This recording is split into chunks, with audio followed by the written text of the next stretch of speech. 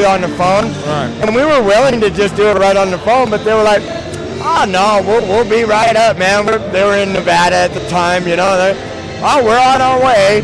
You know, I'm like, wow, very cool, you know. And since then, we've been getting a heck of a great response back from the veterans that have been trying the products. So I'm loving that, man. I mean, I'm glad that, you know, somebody else out there is actually trying to do something for the veterans in the community, because our Veterans Affairs and our hospitals are not doing anywhere. You know, most of them are killing our veterans. You know, that's another conspiracy theory, people, if you want to come out there and say that. You know, maybe they're trying to get rid of us veterans for some unknown reason. Well, you know, I mean, you're not the first one to say that. You know, and I mean, a lot of people say that, and you know what I mean? It is what it is. You know, and I'm just glad that more veterans are coming out here and standing up. The thing is we are veterans. We're having problems with more people trying to pretending to be veterans right now. And as an American, you know, and as a veteran myself, it feels like you know, more of a kick and a punch than somebody actually punching me. You know, right. But I'm glad that, you know, more of us veterans are coming out there and standing up. I really am. Oh, yeah, it's about time. You know, I mean, come on, man. I mean, they would just rather pill you up any damn way. You know, and they've proved that they really don't give two shits about you and I. Oh. You know, so it comes down, we had a brotherhood in the military.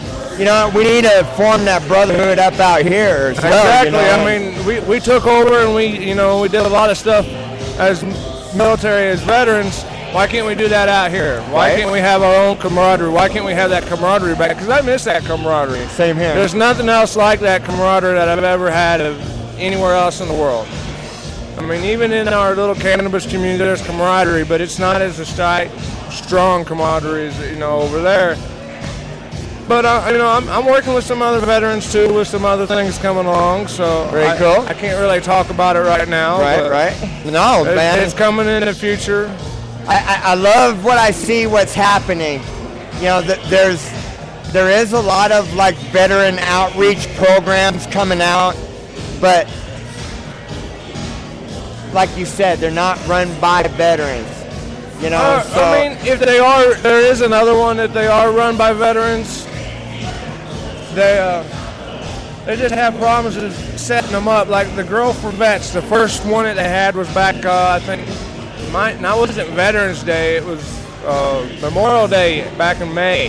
Okay. They had a thing up here in Denver, but I waited in line for 2 hours, and then they told me that because I didn't RSVP that I wouldn't be able to get, you know, the medication from them.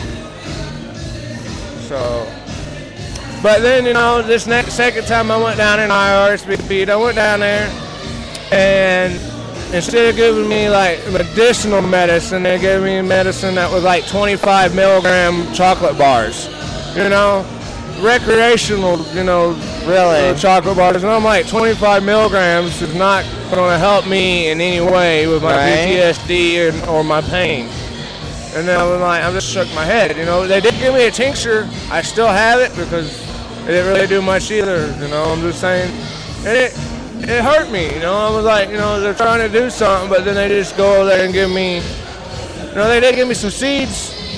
I can grow my own weed. I don't need no seeds, people. You know, this is Colorado. Right? I mean, I appreciate it, but, you know, it's just the small things out there that, you know, that I appreciate doing. And if you do it the right way, I mean, it's good. Sometimes it can hurt people, though, if you do it, you know, unorganized ways like that. Right. No, man, you know, we've got a great cast of people. It's all vets that are running this company, and you know, it's the vets that, you know, we're gonna be, you know, when we start hiring, I mean, we're targeting vets. You know, we're gonna put the vets to work. You know what I mean? Don't get me wrong, we'll hire outside of the vets, right. But you know, that's another thing. You know, us as vets trying to get a job, you know, is that sometimes we do get that 10%. But as a vet that smokes, trying to get a job that doesn't it looks a lot worse on our records. I mean, it's kind of like we are vets. We do get the higher percentage, but we smoke weed or smoke our medicine. Look down on us still. I mean, that's right. And they're already going through mind problems right now. They don't need that added on to them at all. I mean, I think we should look more into like how Israel's doing with their vets. They're actually prescribing their vets medical marijuana in Israel now. Really? I mean, because of all the stuff they have to do. I mean, they're actually researching it and seeing what it can do with the PTSD. It's legal over there. They're being able to do it. They can do it as federally. We haven't federally done it yet. So, come on, maybe we should follow the examples of the Israelis. Who knows? Hey, well, I know one thing, man.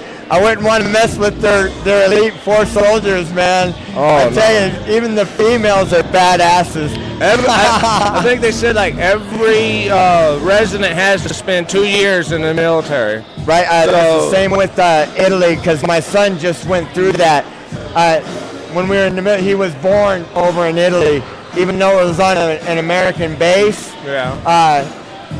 When he turned 18, he had to choose between his American citizenship or an Italian citizenship. And if he would have chosen the Italian citizenship, he would have had to go back to Italy and join the military for 2 years. Right. I know a couple friends that are, they're still I think they're dual citizenship with Israel. So I don't know. It's one of the few I think that you can get the dual citizenship. Yeah. But they still had to go over there and do the 2 years service in Israel too. Right. Well, they're born in war. Right. So everybody has to do their part. So, if they can smoke cannabis, why can't we smoke cannabis? I mean, because I know some of us vets did some of the same things they do. Maybe not near as drastic, but we all did our part. Right. Well, they came up with this great. Well, I have yet to try it yet, but they came up with this new medical marijuana strain where there's no high involved. Is it like a Harlequin or one of those? I couldn't tell you because there's no high involved, and there's a high involved with Harlequin. Right. So it's kind of strange. I was kind of interested. It must have a lot of CBDs or something. Who knows? It might even be hemp. Because hemp doesn't get us high either. So. Well, they were able to remove the THC part of it. So it's a GMO strain then. But it was the Israelis that did it. Nice. Yeah. So maybe out there are some GMOs that are good, some that ain't. Who knows? I don't know if it is even. I don't even know if it is a GMO. I really don't. Right. All I know is right now I'm looking for some high altitude strains. So I'm looking for some Afghani and some Himalayan hazes out there right now. Yeah, so. Those are good strains.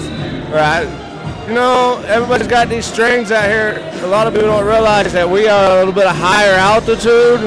So the plant's still going to grow, but it's not going to grow to its full potential. If you got a high altitude strain, you might have something that might produce 8 pounds up here at this altitude outdoor.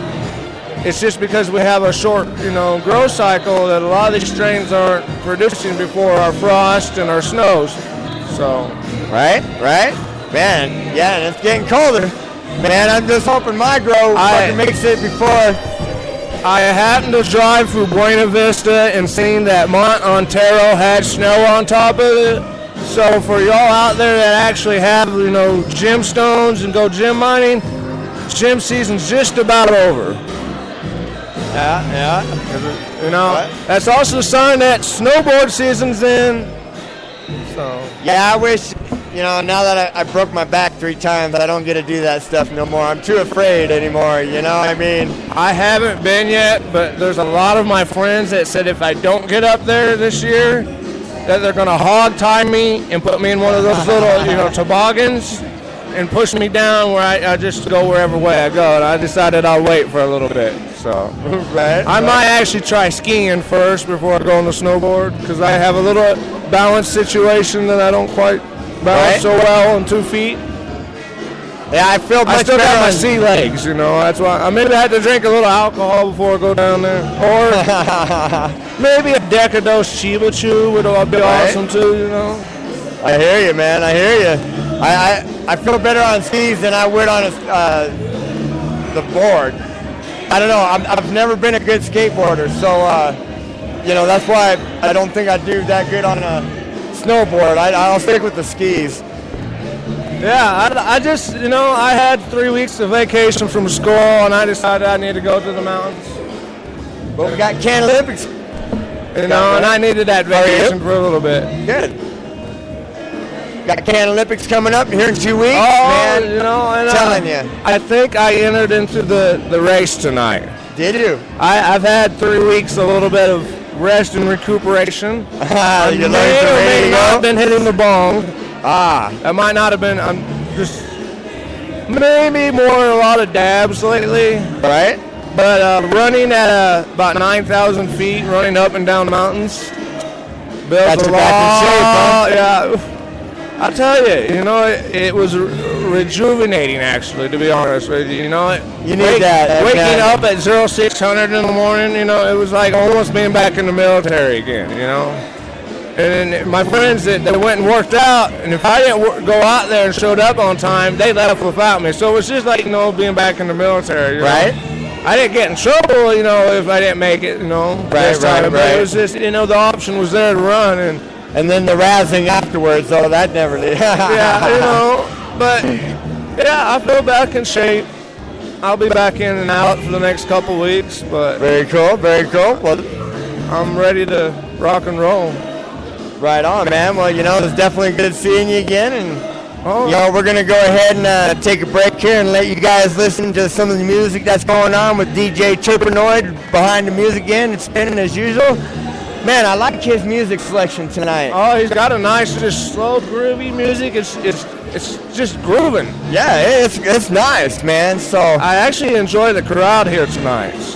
Yeah, you know, and it's early yet, so. Right? Could be interesting. If you ain't here yet, you're missing it. Just saying. All right, but remember, you got to be on the list. It's a private invite-only party, but look, we want to invite you down here. 5411 Leetsdale, the watering bowl here in Denver, Colorado, guys. You know, there's no reason. All you got to do is get a hold of 710 Radio, get on the list. One Blunt Radio, you can get on the list. I think iBake Radio has a list as well. So, you know what? There's no reason that you shouldn't be on a list if you want to be here. Get on the list and, you know, come out here and see the Canna-Lympics and the Canna-Lympics and all the events that they got going on. Right? I mean, because I want to see some more challenges out there against me on this fastest gram. Right? No, man. It's good times, good vibes, good people. So, guys, we're going to go ahead and take a break. This is my 710 Radio, my 22.9 in Denver, Colorado, man.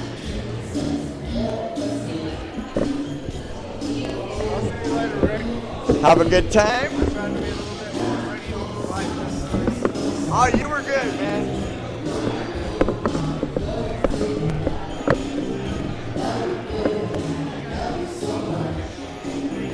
So what type of story are you selling now? What kind of story are you trying to sell to? What kind of story are you trying to sell to your newcomers? Oh.